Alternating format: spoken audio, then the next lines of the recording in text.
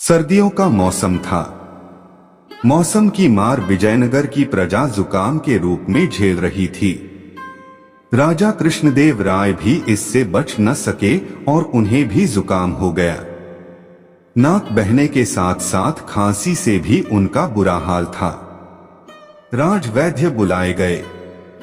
राजवैद्य ने महाराज को औषधि दी और परहेज करने का परामर्श दिया। अचार, दही और खट्टे खाद्य पदार्थ खाने की महाराज को मनाही थे, किंतु महाराज कहाँ मानने वाले थे। उन्होंने सारी चीजें खाना जारी रखा। अब महाराज को कौन समझाता। सब निवेदन करके हार गए, किंतु राजा ने किसी की न सुनी।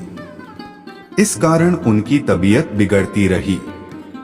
हारकर राजवैद्य और दरबार के मंत्री तेनालीराम के पास गए और उन्हें समस्या बताते हुए महाराज को किसी तरह समझाने का निवेदन किया।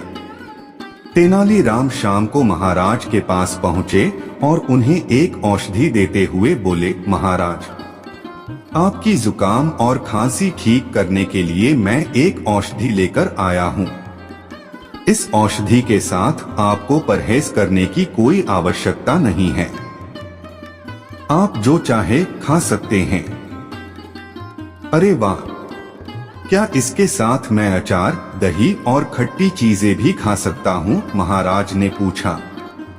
जी महाराज, तेनालीराम बोला। महाराज बहुत प्रसन्न हुए और उस दिन के बाद से और ज्यादा अचार, दही और खट्टी चीजें खाने लगे। फलस्वरूप उनका स्वास्थ्य और खराब होने लगा।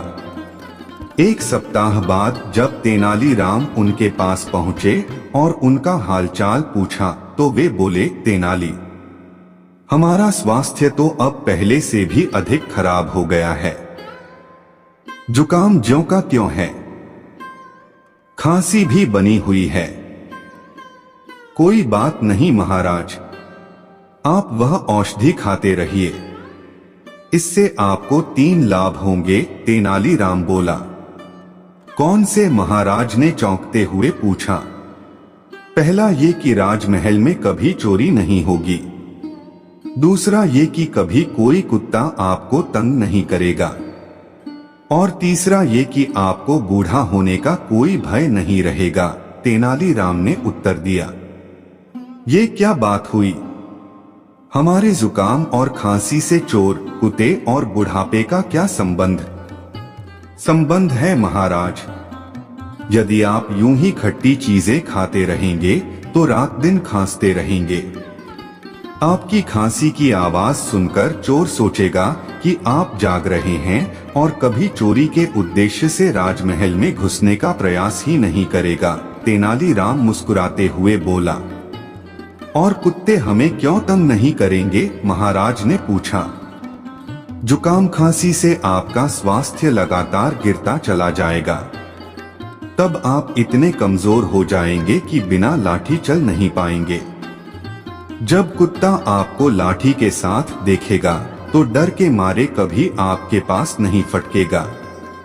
और बूढ़े होने के भय के बारे में तुम्हारा क्या कहना है? महाराज, आप हमेशा बीमार रहेंगे तो कभी बूढ़े नहीं होंगे, क्योंकि आप युवावस्था में ही मर जाएंगे। इसलिए कभी आपको बूढ़ा होने का भय नहीं रहेगा। टेढ़े तरीके से महाराज को वास्तविकता का दर्पण दिखाने के बाद तेनालीराम बोले, इसलिए महाराज मेरा कहा मानिए। कुछ दिनों तक अचार, दही और खट्टी चीजों से किनारा कर लीजिए। स्वस्थ होने के बाद फिर जो मन करे खाइए। राजा कृष्णदेव राय तेनालीराम की बात समझ गए।